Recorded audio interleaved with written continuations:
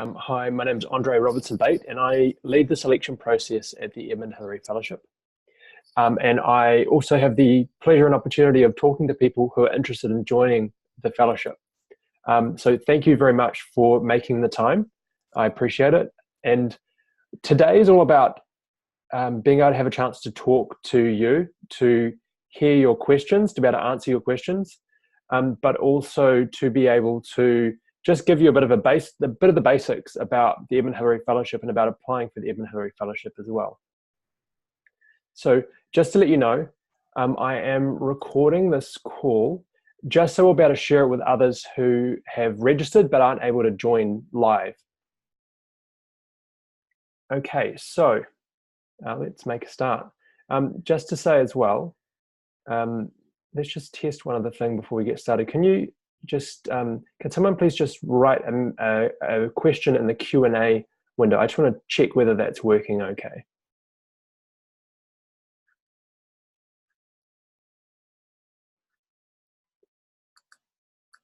Okay, cool. Thanks for doing that. I'm actually not able to view the Q&A window, so what I'm just going to do is I'm going to ask if you could, instead of using the Q&A, let's just park that. If you could just write all of your questions into the chat window as we go, and I'll just go through and I'll gather them as we go and be able to cover them off at the end. So what I'm going to do is I plan to just start by giving a bit of a brief sort of intro on the Edmund Hillary Fellowship, and broadly answering a couple of different areas. Like one, what is this thing, the Edmund Hillary Fellowship? Two, why would you want to connect with New Zealand? And then thirdly, how can you apply to join the Edmund Hillary Fellowship? So those are the three main parts, and then we'll leave a decent chunk of space for answering your questions, and I'll leave a bunch of time for that. So as we go, feel free to type in questions into the chat window. As I mentioned before, if you write them in the Q&A, I'm not currently able to access them at the moment, unfortunately. So just add them into the chat window as we go, and I'll either come to them as we're going or come to them at the end. So thanks. What is the Edmund Hillary Fellowship? That's the first thing that we're going to cover off. So the Edmund Hillary Fellowship, we're building a community of people who are change makers, but also entrepreneurs, investors, who are solving global challenges from New Zealand. So people who are focused on stuff that's going to make a difference in the world and doing that from New Zealand. Okay, let me make that more specific. I'm just going to talk first about giving some examples of some of our EHF fellows. So here we've got Emily and Pat Dahlstrom. Her and her two business partners, one is Eric Dahlstrom, you can see to the bottom right, but also Rich Bodo. They're developing a community of people in New Zealand and also globally who are accessing space. So Rocket Lab is a New Zealand-based venture. They can send stuff up into space, and that opens up lots of opportunities for what you can do there. So they're building a community of people who will be able to access it and make use of the scientific and other kind of civilian applications for people who want to access space. Next up here we have Audrey Tan. She's another one of our international fellows who access the Global Impact Visa. So she's doing work to help women entrepreneurs around different parts of the world get funding and find customers. Next here we have Rafael Corrales, who's one of our investor fellows. So as you can see from this, you've got, the fellowship's got a mixture of both entrepreneurs and investors, and it makes sense because the entrepreneurs have, for the entrepreneurs, having the investors there are able to, if it makes sense for the investors, contribute capital and time and their connections to help grow their businesses, their ventures.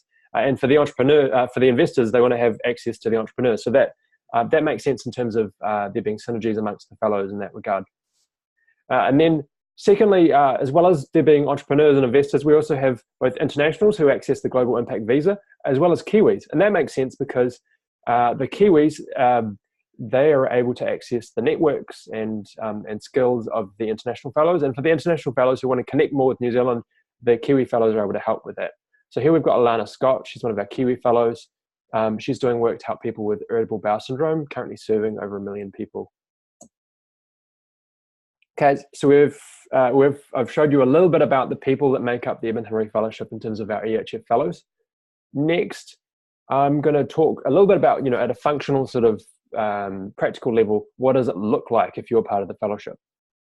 So The first thing is, say, for example, if you apply for cohort 5 and you're accepted, then we would welcome you to New Zealand, and we'll be welcoming cohort 5 in some point in November is the current thinking, but we'll be able to confirm that shortly.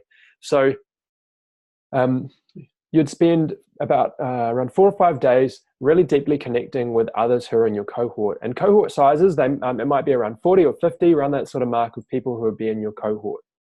And you build really strong connections. Often our EHF fellows tell us that they're really surprised at how quickly they go really deep in terms of connecting with other people and feeling a sense of trust pretty quickly. And we do a lot of stuff to help facilitate people getting to know each other well during that time. So, okay, so you have that 4 or 5 days, you're welcomed in the country, you get connected with your other EHF fellows, you also learn a bunch about how to do work and life in New Zealand. And then afterwards, we have what we call the New Frontiers Summit. And that is not just for your cohort, it's for people across all of the EHF cohorts, as well as people from New Zealand's innovation ecosystem and as well as government and other corporates.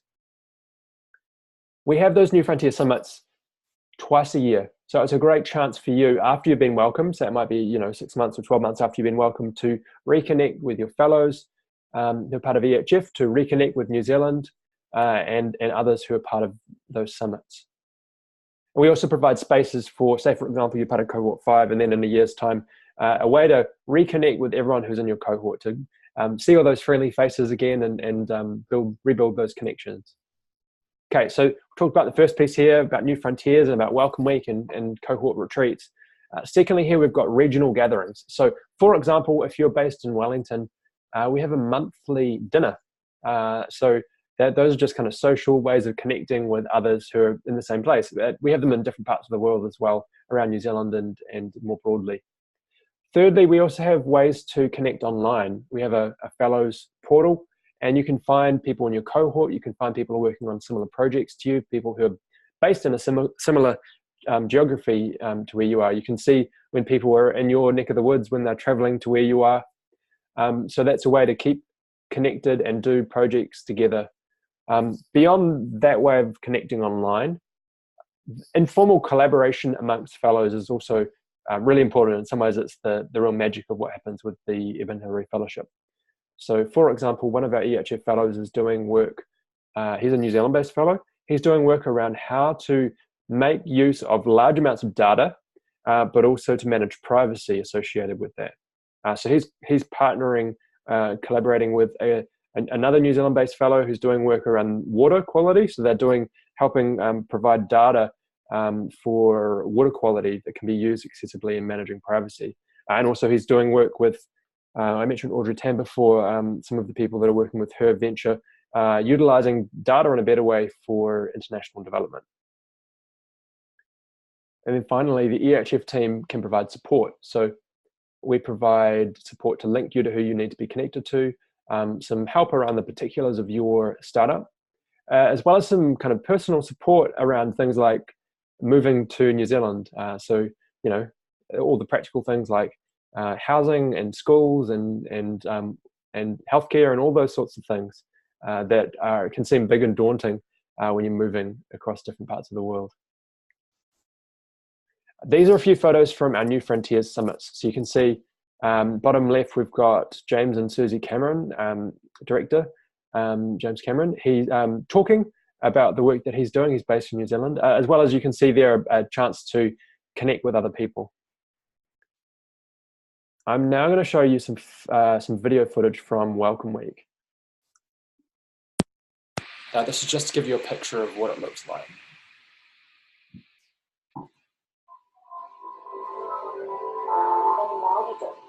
Reading and sprang so the opportunity to fellows both national and global through the Edmund Hillary Fellowship around social enterprise are things that now have been doing for many years because it's been for us a way of life. Rather, weaving our world around us.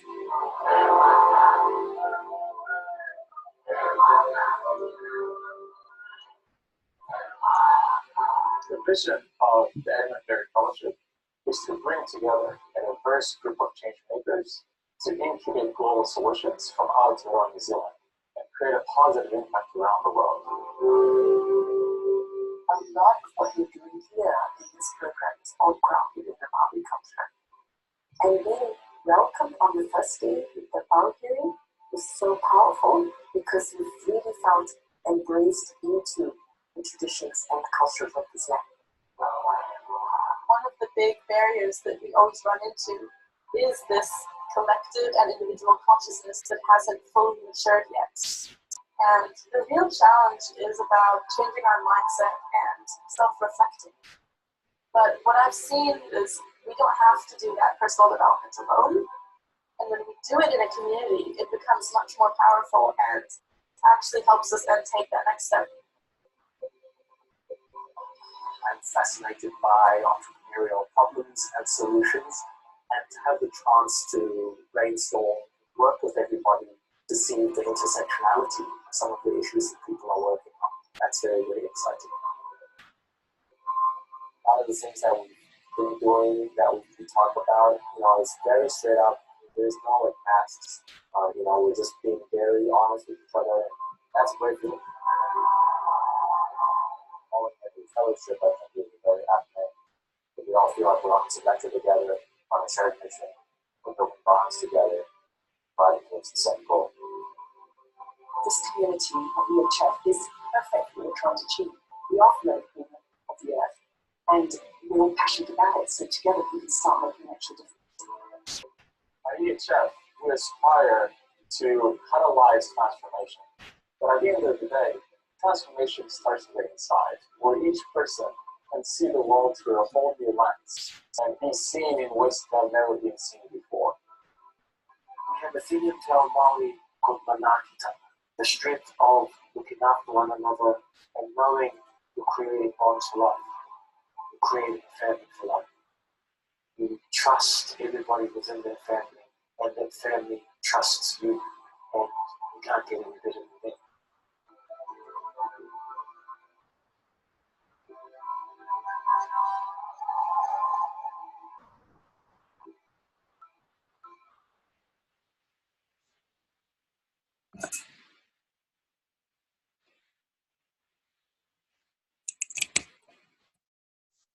Thank you for watching that. Let me just get this back to full screen again. Bear with me for a second. Okay, we're going to talk more now about why New Zealand would be a place that you want to connect to. So I'm going to talk a bit about the Global Impact Visa first, and then about why New Zealand's a place that could be interesting to you. Just to say, I've figured out how to get to be able to view the Q&A. So from here on, if you have any questions, if you could click on the Q&A window, which is on your menu, and write your questions in there, that'd be great. That'll make it a bit easier for me to respond well to each of your questions. You don't have to repeat them if you've already added them in into the chat window. I've captured the ones that have been done so far. Okay, so global impact visas. So first thing to say about it is that global impact visa is flexible and open. So a lot of visas, you have to be in country a certain number of days a year. You might apply for a particular project and you have to keep working on that project, otherwise your visa stops. The global impact visa is very permissive. It's designed for global citizens who are growing ventures, and that means that you might be traveling in different parts of the world. You may not be able to spend all of your time in New Zealand, and it also reflects the fact that you might apply with a particular idea, but then ideas change and plans change, and you might change your idea, and that doesn't prohibit you continuing with the Global Impact Visa and with the Edmund Hillary Fellowship. So open and flexible, that's the key thing. And the bet that New Zealand's making there is that the fellowship in New Zealand is going to be sufficiently attractive to you that you're going to want to keep connecting here with your EHF fellows and with New Zealand, beyond having to do so because of the visa. Next, there are visas for family members. They're not global impact visas, but there are partner visas or other types of family visas. So if you were to be successful and you're an international, you get a global impact visa. Your family would apply for other types of visas. Thirdly, there's a pathway to residency, and it's a lot easier going through this pathway compared to some other paths. So after 30 months, of activating the global impact visa, you'd be able to apply for permanent residency. There are some conditions there around being an active contributor and participant in EHF, but it's a lot easier than connecting in from a lot of different avenues. And then fourthly, applying to EHF is the only way that you can access the global impact visa.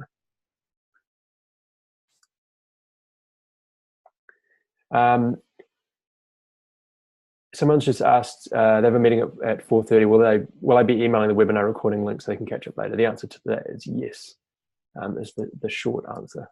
So you'll get the recording. And just to say, we'll be covering off maybe for the next 10, 15 minutes, just a bit of the basics about EHF. And then we'll leave a good 35 or so minutes for answering your questions. So do keep your questions coming, add them into the Q&A. That's going to be the fun part, or the most engaging part of today's talk webinar. Okay, so why would New Zealand be a place that's interesting to you? So I'd like to say 3 things about New Zealand broadly. First one is New Zealand being a place that's trusting, and that really opens up a lot of possibilities. So New Zealanders trust each other, so it's a great place to do business in that way. You can come here and you can pick up the phone and talk to people. Me as an entrepreneur, I picked up the phone, talked to the CFO of one of New Zealand's major port companies, and he was able to make 15 minutes to talk to me. And I know I couldn't do that in some other countries. So people are trusting.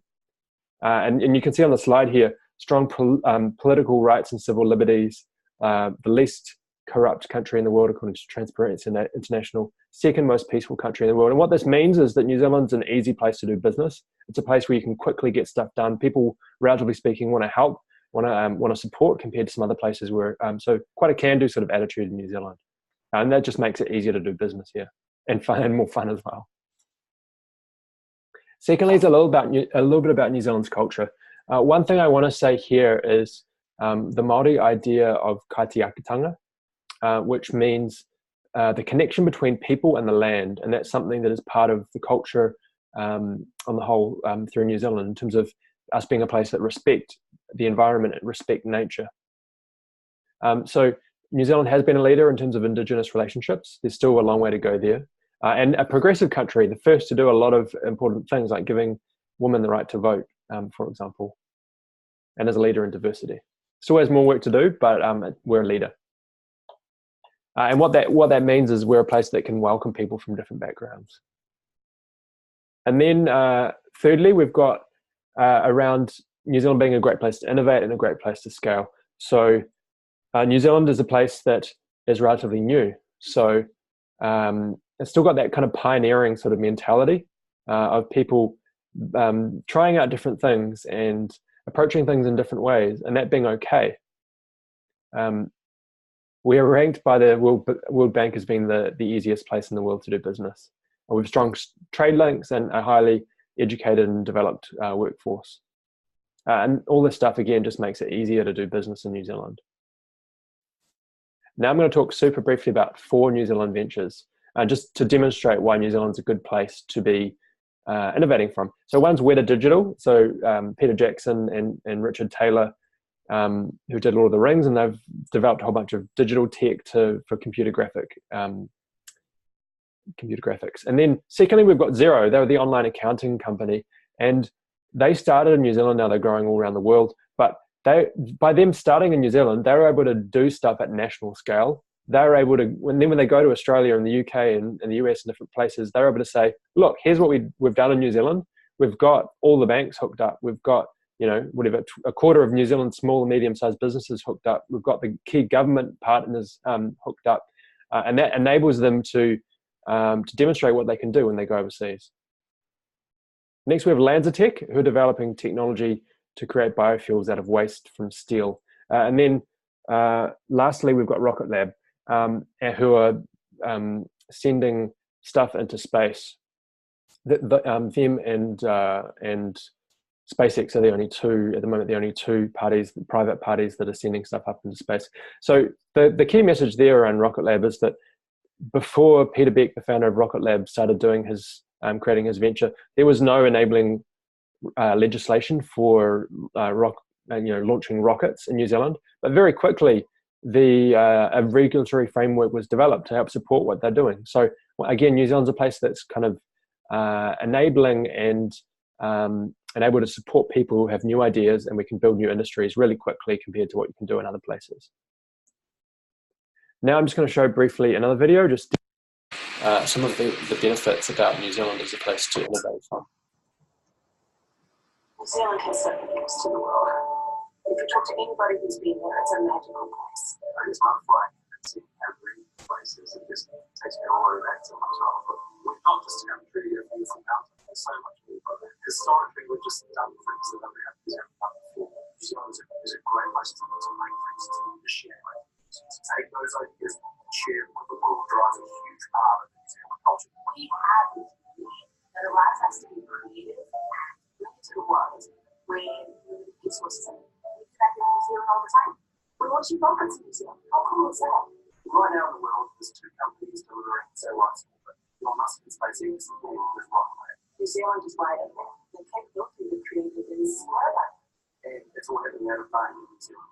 New Zealand brings together both technology and creativity, and that's why we're so good at innovation. A lot of people, when you say creative, they think arts, but you can create engineering, you create things where there was nothing. That's incredible tool. And at Google, we love Kiwis because you come up with ways to solve problems in ways that people from other places wouldn't necessarily understand.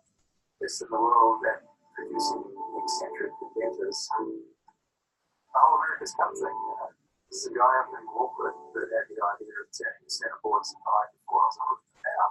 We think outside the box and then just get on with it. If we don't know how to do it, we figure it out. You're looking for people who are just going to make things happen. You feel research on information retrieval was one of the core pieces that made Google successful. And is able to solve huge global healthcare problems. We have solved the best doctors in the world. Quite a while. We do extraordinary things on the world stage for our healthcare. Arguably, the cleverest country on the planet. We have very talented people who succeed in many technologies, whether it's marine, square, software, either. Technology is soaring there. Look at the movies they make. We do the best. We do it best. And it's the best content on the planet. Warner Brothers invested in New Zealand because New Zealand's reputation is second to none. Although there's a lot to learn from New Zealand in terms of the way that we technologies and look after each other as well. And that's what makes us different, I think. We have a collective responsibility to our land and to our future generations, which in my call Kaitiaki. We're on a mission to make better things in a better way and treat make products to be thoughtful about the environment. And think about how that small nation can have influencing the rest of the world. And New Zealand does sit there with everybody has a belief that they can change the world as we can, and we will continue to do so.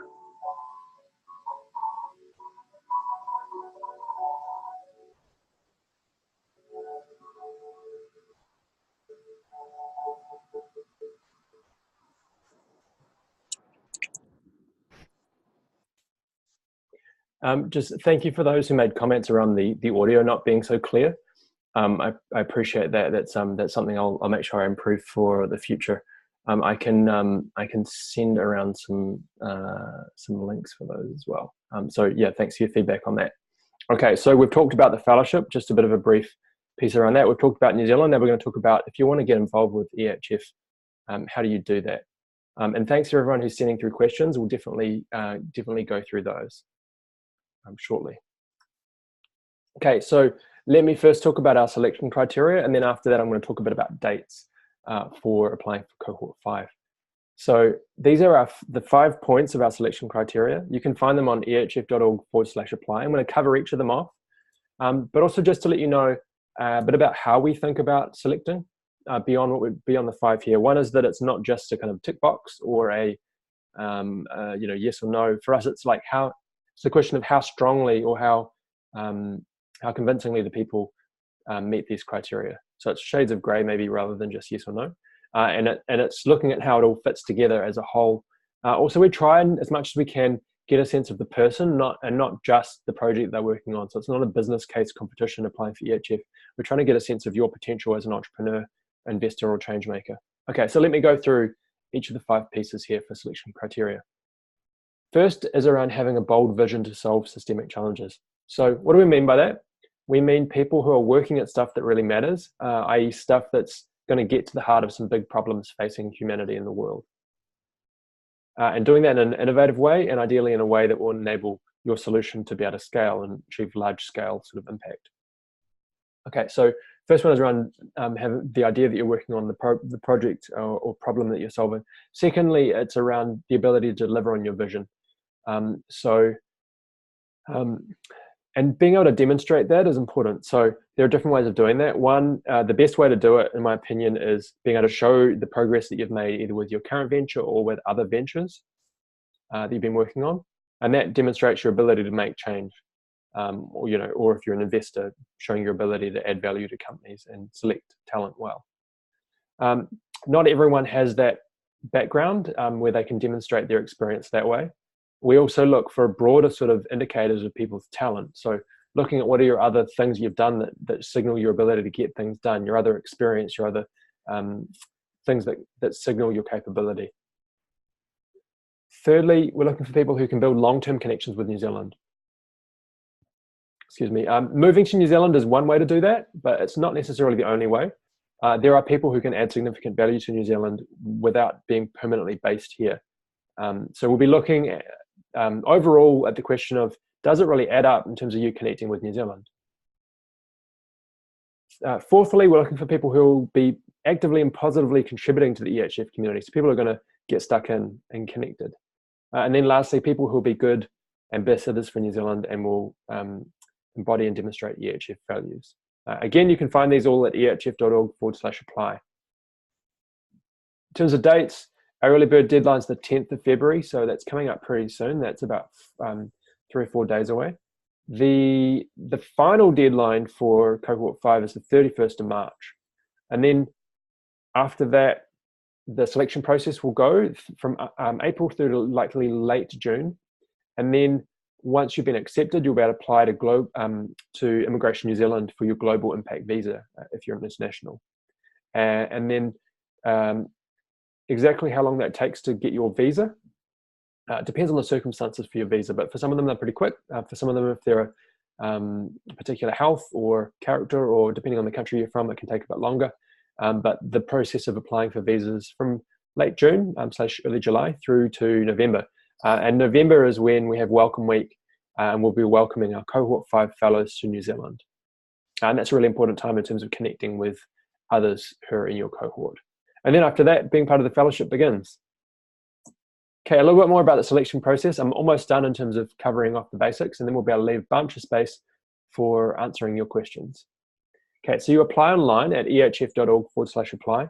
For those who are shortlisted, there are video interviews, and there can be a couple of video interviews for those shortlisted all the way through. Then we conduct reference checks, and we'll ask people who are shortlisted to that point for reference checks. For those that are shortlisted all the way through, then our independent selection panel will make the final decision about who's offered a place in the fellowship. Okay, so if you want to apply, go to ehf.org/apply. If you're not quite there yet, you can go to ehf.org/connect and let us know a bit about you, and we'll keep in touch with you in terms of different events and different things that we have coming up. So in terms of fees, if you're an international entrepreneur, the fee is $500 per team member, or for investors, it's $1150 US. There are discounts for New Zealanders, significant discounts for New Zealanders, as well as the early bird discount for those who apply before the 10th of February. There are also some scholarships, but the date for scholarships is past at this point, so you'd have to apply for cohort 6 if you wanted to apply for a scholarship. So there are fees payable on when you apply. There are also fees payable for those who are offered a place in the fellowship as well. You can learn more about those fees and other things involved in applying at ehf.org/apply. Key dates: 10th of February for the early bird discount. Last date for cohort 5 is 31st March, and then welcome weeks in November 2019. So those are the key dates. Now, without further ado, let's leave space for your questions. So I'm going to as quickly as I can, rattle through them. And do keep your questions coming as well. So add them into the Q&A. I'll also cover off the ones that were previously added into the chat window, but I'm first going to go through the Q&A. So add your questions in then. So first question, how vegan friendly and conscious is EHF? So in terms of our events, they're vegan friendly. We also have, sometimes people want meat as well, so we have some options there, but predominantly vegetarian/vegan. Okay, so next question. You have a blueprint for a global organic lifestyle business model. Let me just go through this.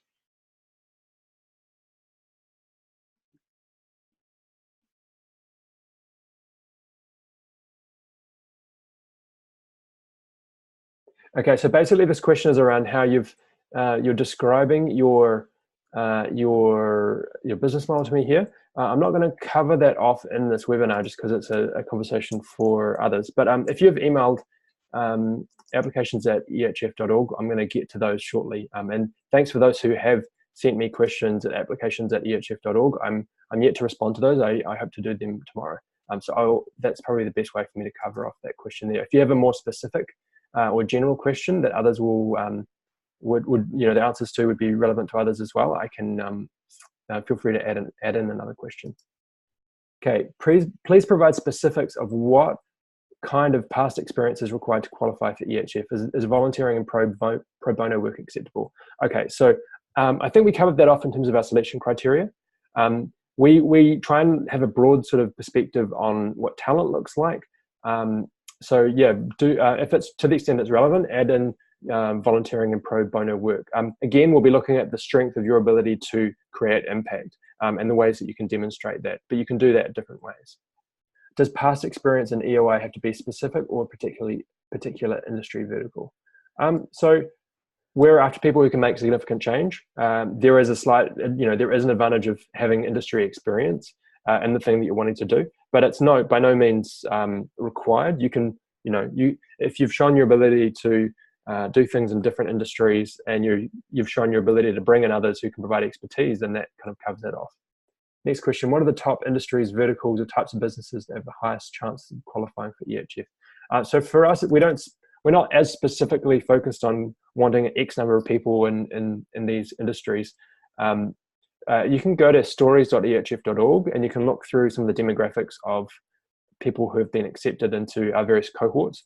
From that, you'll see that a bunch of people who are tech entrepreneurs, that's pretty common, but not exclusively. And we have people from people who are futurists through to people doing farming and a lot of stuff in between. Okay, next question. What's the minimum investment required? Does it have to be provided up front? Is a soft approach acceptable? Okay, so I assume that that's for people who are applying as investors. So, and there are questions there around how much investment capital you can provide. For us, we're not just looking at money as the sole focus. So we're looking at those selection criteria that we talked about earlier. So if you've got more money to invest, then sure, that aids your ability to be able to create impact. But we're not just looking at the size of money. We're looking at your ability to add value and the types of connections and experience that you bring as well as the other things listed in our selection criteria. Next question. You visited NZ already. 4 of your family members are NZ citizens. Does this add points to your application? Okay, so we don't have applying for a global impact visa. It's not a points-based application. There are certain types of skilled migrant visas. You get points based on age or more qualifications or that type of thing. EHF, it's applying for EHF for the global impact visa. It's more based on your fit against our selection criteria, which we talked about before. Next question, what background is required before applying for this type of visa? I have a managerial experience and want to bring expertise at the ground level.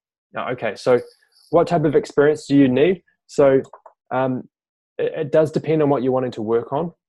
For us, we're looking for people who can show their ability to make change. As an entrepreneur, that could be creating a for-profit venture or a non-profit or a social enterprise and different ways of creating change, or as an investor.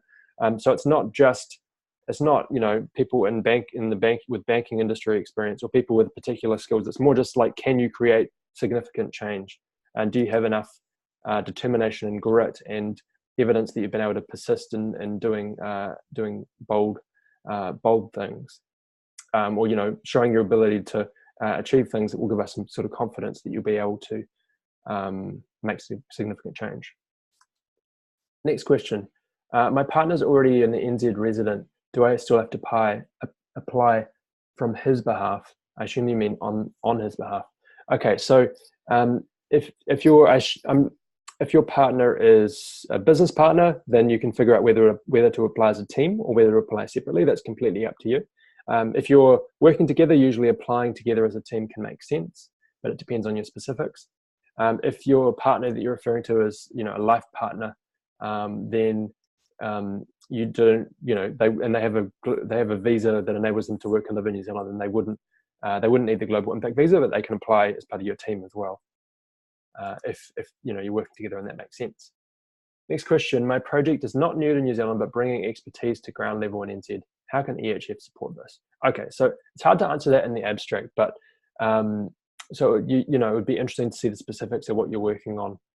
And in terms of how we can support, so it's the things that I mentioned before in terms of connecting you to the right people, in terms of being able to, giving you access to the global impact visa, in terms of being able to have conversations about the particulars of what you're wanting to do and how we can give some sort of support for that.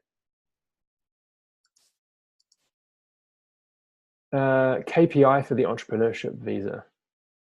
So I mean, in terms of what the government's looking at from the global impact visa, so the government is looking for people who are going to do one of a number of things. So one is to connect New Zealand to the world. So through your networks, connecting New Zealand entrepreneurs and change makers to your networks. One is bringing talent and capital to New Zealand. Another one is being able to create ventures in New Zealand, or being able to influence New Zealand's innovation ecosystem in a way that adds innovation, enables innovation in New Zealand. So that's a little bit about why the government is caring about having the global impact visa. I hope that helps. Next question we've already covered in terms of experience required. There are two of us as founders, but other teammates. Which kind of visa will they need? That's a good question. Okay, so the global impact visa is targeted towards people who are at the co-founder level. So you mentioned two of us as founders. So if you have other team members, there are other types of visas that they could apply for. So a good way to do it could be for you to apply for the global impact visa with your business partner, if that makes sense for you. Assuming you want to apply for EHF, and then for your other team members who are not at the sort of co-founder level, they can apply for work visas, which are not the global impact visa. It might be, a regular kind of work visa. Okay, next question. I can submit my application using the early bird window of 10th Feb and later modify if required before the 31st. So there is an opportunity for you to to add updates to your application. What we would suggest is if it's probably not the best strategy to make a change to your application every day or every week, but if you have significant events that come up, by all means, go and update those. So you might have a deal you've done or a key development for your project, or anything else that's highly relevant to your application. You can go and update it. Next question, will you transcribe what they're saying in the videos? Can I hear it? Okay, thanks for that feedback about that. What I can do is at the end, if I remember, I can give some space to share the link so you can all see it. Next question, will there be any shortlisting or screening happening between early bird and the regular application deadline? Good question. There may well be, not guaranteed, but quite possible as well. But if you haven't heard back from us in terms of shortlisting before the 31st of March, then that shouldn't be seen as a signal that you haven't been shortlisted. It's just that maybe we'll wait till we've received all applications before we make progress on looking through applications. Next question. We've got 20 more questions to come. Do keep them coming. I'll go quickly through each of them. Does this apply only to startup/conceptual innovations or also established ones? So it's open for both is the short answer. If you've got a concept that you're working on, you can apply. If you've got something that's established, you can apply as well. Again, it goes back to your ability to demonstrate your ability to get things done. So you know, the more, all else equal, the more you're able to show progress on your venture, what you've been able to do, the more that demonstrates your ability to get things done. But say, for example, we have some people who apply who have past experience and they've just finished up, maybe they've exited a venture and they're not sure what they want to be working on. We don't mind the fact necessarily that they're not sure what they're wanting to be working on, because we can already see that they have demonstrable experience in getting things done. Next question. If I have a working visa in New Zealand, can you still apply? The short answer to that is yes. That's my understanding. I'm not an immigration lawyer, but that would be my understanding. That's my guess, actually. It's worth checking the conditions on the Immigration NZ website or getting legal advice. But my guess would be that you could. Next question, what kind of educational qualifications are required? Okay, so we don't have particular requirements. It's not like you need to have a degree or you need to have a master's degree to apply. For us, it's more, you know, do you have the ability to create significant change? So if you're working on a project that's, you know, developing new types of solar panels, then maybe having a master's or PhD in material science would be relevant, or, you know, a type of engineering. But we're as interested in practical experience as we are in formal qualifications, but it depends on the context of what you're doing. Formal qualifications are more relevant in certain circumstances than others. Next question, are there extra points for being married? So short answer to that is no. There's not. Applying for EHF, it's not a points-based system. How many are you targeting to invite? Okay, so that's a good question. So I'm taking that as how many people are we planning on offering a place in the fellowship? So if you look at our previous cohorts, we've had around, at the previous ones that have just been, it's been around late 30s into the 40s. Over time, those might get bigger, but for us, it just depends on people that we think are a really strong fit with the fellowship and our ability to support those people well. Got more questions come through. Just add them into the Q&A rather than the chat window. That'll be easier for me from here, if that's okay. Okay, so next question. How involved in the program are the local Indigenous communities? Good question. The EHF, the Edmund Hillary Fellowship, we have a partnership with the local Indigenous community. So Te Atiawa is the local group. So we have a formal partnership with them. The chair of the local tribe, or, you know, iwi or hapu, is on the board of the Edmund Hillary Fellowship. So we have a close link. In terms of our Welcome Week activities, we have the chance for fellows to learn more about Māori culture. So it's an important thing for us, and it's an important thing in New Zealand as well. Full stop. Next question. If accepted, do the fellows get any support as a living stipend for the 1 to 3 years? Okay, so the short answer to that is there's no living stipend. You are required as well to make the costs, to meet the costs of traveling to New Zealand. For Welcome Week itself, the cost of attending is covered. But again, you need to, and including accommodation just for that, you know, that week or so. But you need to, again, transport yourself here. Next question. Would you say that the focus of the fellowship is more towards the projects, the person, or the contribution to New Zealand? Okay, so good question. So for us, it's a mixture of those. We try and make it more focused on the person, but it's a bit of a mix in the sense that, say, for example, you're working on a project that the fact you're working on a particular project and how much progress you've made, that indicates some stuff about you. So we learn about you through what you've been working on, both in the past and present. And when we're looking at people, we're also looking at how much we see them connecting with New Zealand. So I hope that answers that question. Next, once you get the EHF visa, that's Global Impact Visa, I think you're meaning to say, what's the key performance indicator that you're making progress in the area that you applied? Okay, so I think I covered before a little bit about key performance indicators for the program as a whole. So for us, if you change your plans, that's okay. We want you to be connecting with New Zealand in a way that's meaningful and adding value to New Zealand. We want you to be connecting with the fellowship and, you know, others in the fellowship in a meaningful way. So that's a brief sort of indication of what we're after. There are no, we're actually developing now the criteria by which people would get an endorsement letter from EHF for them to apply for their permanent residency. We're still developing that. And I think it's probably fair to say as well, we're developing a bit more of a sense of expectations for people who are EHF fellows. We're still kind of figuring that out in consultation and conversation with fellows. Next, if you apply for the program now, to get the early bird, but your 3-minute video is not available yet. Can you upload it later? What should be the last date you can upload it? And can you improve your application after submitting? Okay, so I think we've covered that off. So you can add a note afterwards that after you've submitted before the 10th of February, that which is the early bird cutoff. You can add a note with the video link is the short answer. And if you have key updates to share, you can do that as well. It gets a little bit confusing if you're making significant updates after you've submitted, just because you can't necessarily go back and edit everything you've written. You can just add, one sentence, paragraph updates. Next, does this apply only to technology? What about an educational program? Okay, so it's not just technology is the short answer.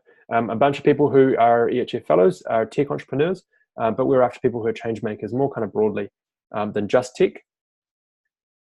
We have a bunch of people in the education space who are EHF fellows, as well as, environmental and other sorts of areas. Next, we applied for a different visa category, but have specific questions about one of us switching to EHF. How can we connect further to discuss? So you can email applications at ehf.org is one idea. And you might also want to get some kind of immigration advice around switching visa categories, and it could make sense. Next, if you came to New Zealand on a visitor visa within your next month or so, would it cause any issue if your application's already been considered? Okay, short answer is no. You just need to make sure that you're abiding by the terms of your visitor visa. Is there any flexibility for applicants who might have difficulty paying the application fees? I've talked about scholarships. Scholarships are currently closed, is the short answer there. Another thing to add is that one of the conditions for the Global Impact Visa is the ability to support yourself financially whilst you're here. And the test for that is either having 36,000 New Zealand dollars, which roughly is maybe 25,000 US, check the conversion yourself, or the ability to earn that over the period of a year. So you can check Immigration NZ website for more conditions of the Global Impact Visa. Next question, if I already have Kiwi persons interested, how do we proceed, or does it influence the application?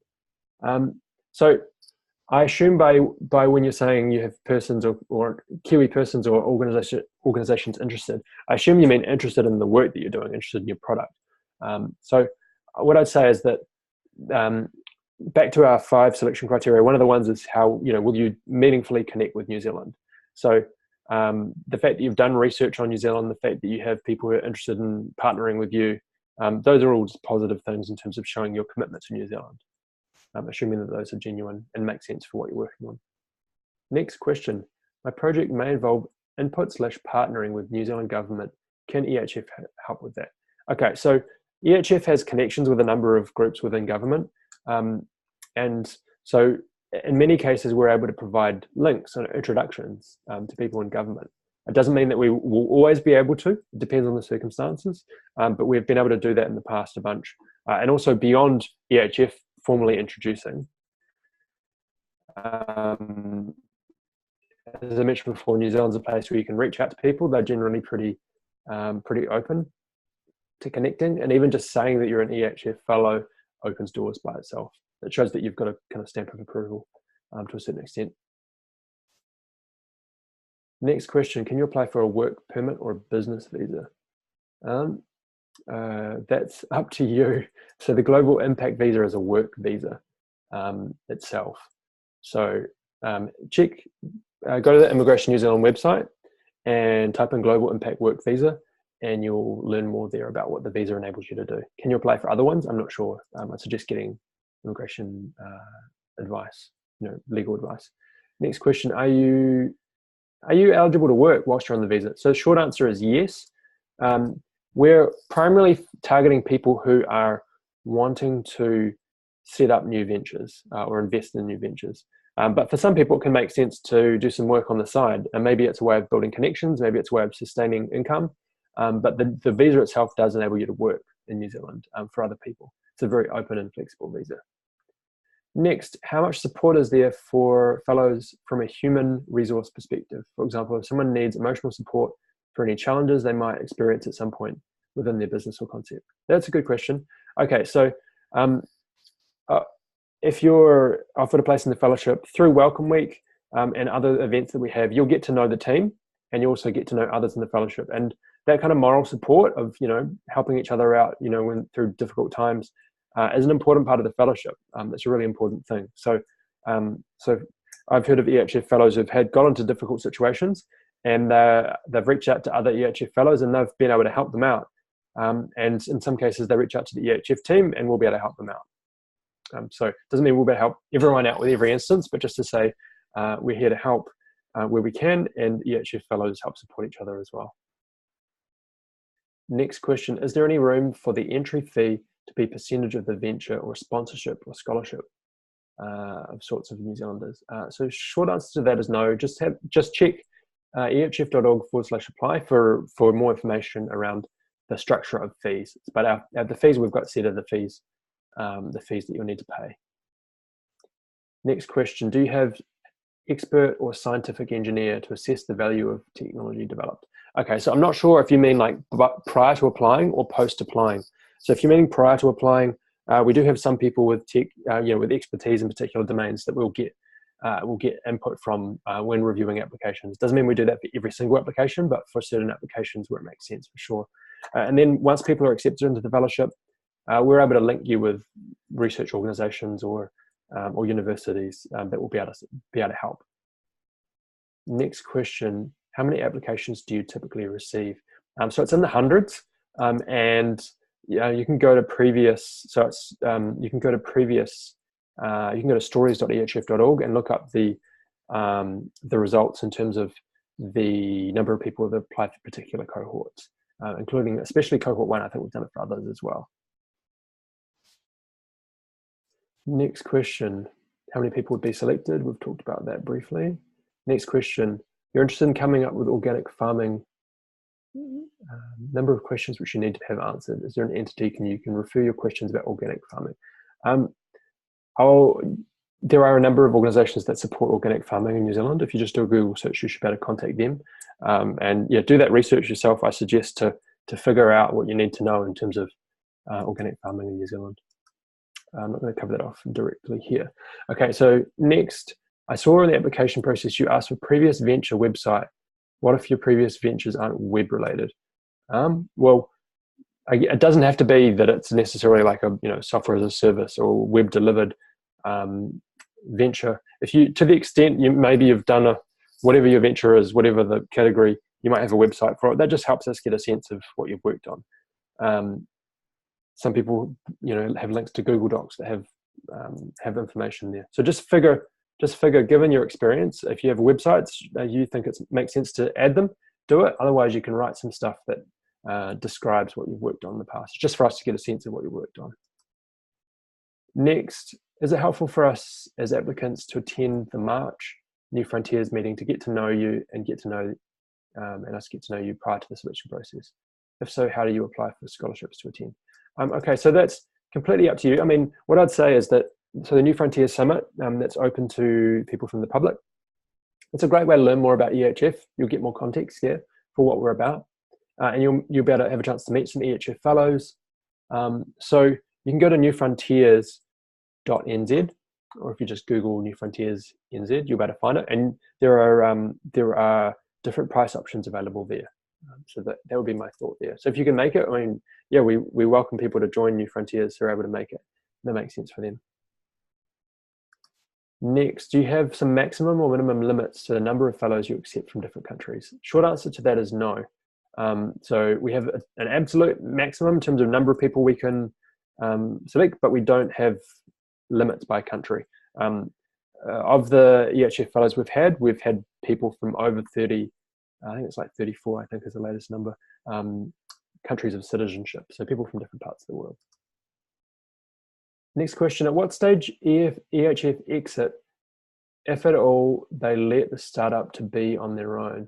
Okay, so that's good. I think what you're asking there is, so you're part of the fellowship. Is it like, oh, the program finished, and then you're off on your own? So for us, EHF is a community of people that will keep supporting each other, and we don't see an end limit on that as long as people want to keep connecting, is the short answer. So it's a community of peers that you'll be able to connect to for life is our hope, assuming they all want to keep connecting. Next, I'm registered for the New Frontiers conference, but having difficulty getting a visitor visa process. Can you get help from us for priority processing? We can't do that in terms of being able to give Immigration NZ to hurry up. So I'm sorry, but we can't help in terms of giving you a bump in the queue for visas. Sorry about that. I hope it comes through shortly. I hope it's not too stressful. Next, when can you bring family after fellows reach New Zealand? Okay, so family members are welcome in our welcome week. So particularly partners. For children, it's a bit less clear. Like, for example, in some previous welcome weeks, a bunch of fellows who have young kids have got a nanny or an au pair who have been able to look after those young ones. Or if you've got teenagers, maybe they'll be able to look after themselves a bit more. But it's very much an environment that's welcoming of partners. It's really important for us because often the partners will be really key people in terms of our EHF fellows being able to connect deeply with NZ. Next, does EHF provide some sort of office space / warehouse for startups at the beginning of their time in New Zealand? Okay, so we have some partnerships with shared working spaces in New Zealand. They're not, there might be some costs, but there might be some discounts, but we have some sort of tie-ups which can make it easier. We're also hopeful that as the number of fellows, EHF fellows gets bigger, they might be able to do something like rent a house and work together that way. So there are some options that we can open up, some doors we can open up, but it's not completely provided for free. Next question, is the Global Impact Visa valid for 3 years or longer? If I can't get the permanent residency NZ at the end, will your Global Impact Visa still be valid and allow you to continue to work in New Zealand? Okay, so long story short, the Global Impact Visa is valid for 3 years. And if you're able to get, so if you don't get permanent residency, then you'll need to leave after 3 years. If you're able to access permanent residency, then that will enable you to work and live in New Zealand for an ongoing period of time. Next, will EHF consider organic farming as one of the projects if you come up with a proposal? Okay, so again, it's about the person rather than just the venture. In the past, we've had people who are focused on agriculture, but it depends on the specifics of your venture as to whether that will be a sufficiently strong fit with the fellowship. And we certainly can't say, oh, you're doing organic farming. Yes, definitely you're in the fellowship. You know, we'll be offered a place in the fellowship. Okay, next. What happens if the Global Impact Visa, if at the 3-year mark you don't apply for residency? Okay, so if you don't apply for a residency, then at that point, your Global Impact Visa would finish up after 3 years. Next, do you have to nominate someone for future cohort in your application? That's an optional question, is the short answer to that. There's an asterisk with some of the mandatory ones, but that one's not mandatory. Next question. Thanks for reply to bring family, but not clear about the kid. Okay, so it depends on the age of the child is the short answer. We've had toddlers and babies, and that's worked okay. It just depends in terms of their age. You can definitely, I expect you'd be able to get a visitor visa, and you, in worst case scenario, you could arrange your own childcare depending on the kid and the age. But yes, we can't guarantee that we'll be able to facilitate your child as part of the welcome week, but we've been able to do it in the past for some. That's as much detail as I think I can give on that one right now. Next, what if your partner's not married with you and you're being accepted for a Global Impact Visa? Okay, so you can go to Immigration NZ and type in partner visa, and that will give you conditions there, how they define a partner. Next, will EHF help in pitching for funding requirements? If yes, would it be angel or VC types? Any cap on the investment request? Okay, so the short answer is that there are entrepreneurs who are part of the fellowship, and there are investors. If the investors are going to fund you, it'll be because you've been able to convince them that what you're working on is sufficiently worthwhile that they'd invest in it. In terms of what EHF can do, and when we do some stuff helping people tell their stories well, in terms of them presenting at New Frontiers summits, we also have developing ways for investors to be aware of the potential offers, the potential deals that they can invest in. So there's a little bit of facilitation we can do, but in the end, it's up to the investors to figure out whether they'll invest. We're at the hour, but I'm just going to keep going until we run out of questions. I'm going to keep going through the Q&A. I'll come to the ones in the chat afterwards. If you get inspired and want to copy and paste what you added into the chat window into the Q&A, then that will just mean you're at the top of the queue. Okay, as far as I can tell, we can't see others' questions before you mark them as answered.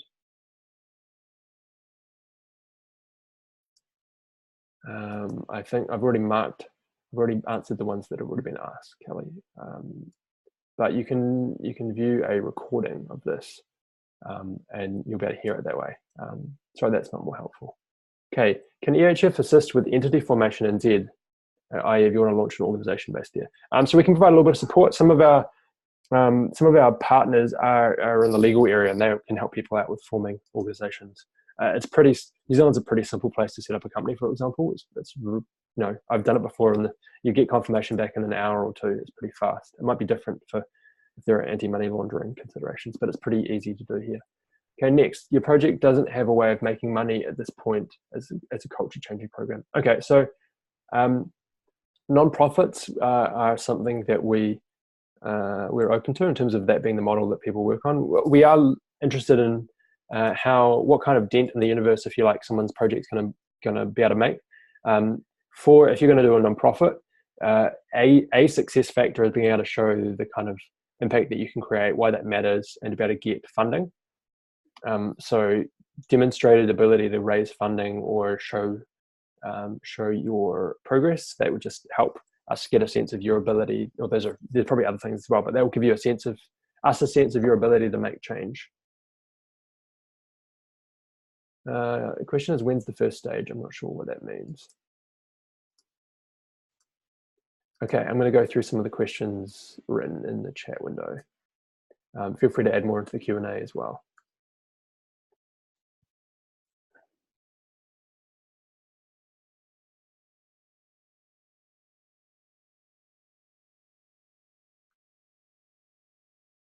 Okay, the ones I've looked at are at the very start have been covered. I'm going to go through more of them. Okay, next question. What's the process and procedures to be admitted to the program? What's the duration of the program? So I think we've covered that off. So go to ehf.org/apply and you can learn more about timelines. We covered some of that off in the webinar in terms of timing. And duration of the program, we've covered that off as well. It's a community that keeps going, assuming people want to keep connecting. Okay, just going through more questions.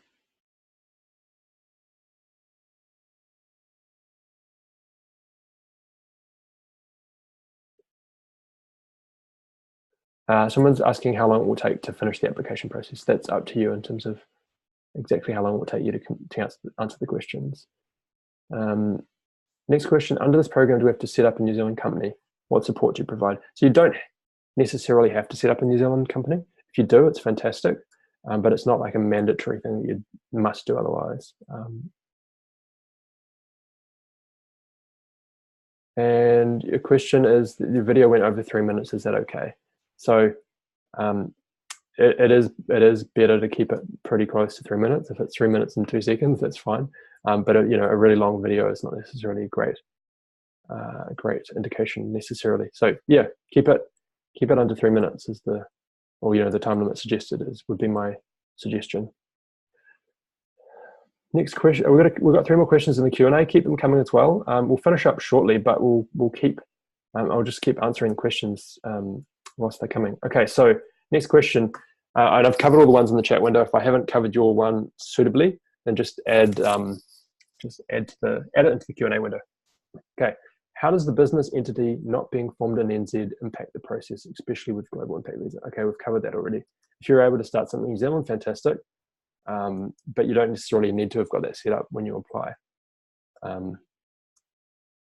Next question, what's the minimum requirement of English for this program? Good question. Okay, so if you're offered a place in the fellowship, we'll spend a bunch of time talking to you, and we'll be able to see your written application as well. If we get a sense that your English is good enough to do business in New Zealand, then we'll be able to verify your level of English, and that means that you don't need to do any official testing like IELTS in order to meet that condition of the visa. Next question, what will be the next process once fellows reach New Zealand? Okay, so I think we covered that off a little bit, but basically You can move to whatever part of the country you want to, and we can help provide some kind of support about where you'd want to go. There are, in different parts of the country, in the world, there are different events that we do that help you connect. So from there, once you come to New Zealand, ideally you'd be setting up a business or a venture, or helping support others, or just doing research and kind of figuring it all out. You don't need to move your family straight away after Welcome Week. Sometimes it will take longer for you to tidy up everything, or it just depends on the way that you're engaging with New Zealand as well.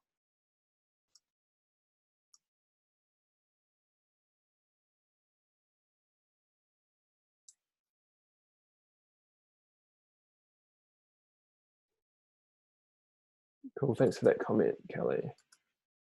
Okay, so if I'm granted a place on the EHF and a global impact visa while I'm set up and delivering my new venture in New Zealand, is it okay for me to work part-time online for a UK company whilst living in New Zealand? I think that that's fine, as my understanding. It's worthwhile checking the conditions of the global impact work visa, but I don't see any reasons why that wouldn't be okay. To be based in New Zealand, have a global impact visa, setting up a venture here, but also do some work for another, an offshore company. I think I see no problems with that. Next question, is living among the Māori community a possibility? Yeah, sure, it's a possibility. It kind of just depends on building those connections and the context for you. But we have fellows that are getting to know Māori communities in different parts of the country and building strong connections there, and that's a great thing in our opinion, where that happens. Cool. Hey, we've answered all the questions, but if you have any more, send them in the next 10 seconds, or the next 15 seconds. So I'll just give a space for a bit and then we'll finish up pretty soon. Do send any more in the next 10.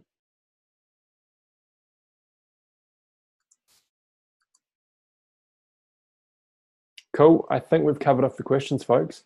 Just want to say to each of you who have joined us, thank you for your time, and thanks for your interest as well. And just to say, if you think it makes sense for you to apply for the Edmund Hillary Fellowship, then again, early bird applications close on the 10th of February, so it's in a couple of days, on 3 or 4 days, and final applications for cohort 5 rather, close on the 31st of March. So if you think it makes sense for you to apply, then I encourage you to apply. Thanks again. It's been good hearing your questions. And for those of you who are going to apply, I look forward to getting to know you more through your application. Thanks, and hope you have a good rest of your day. Thank you. Bye.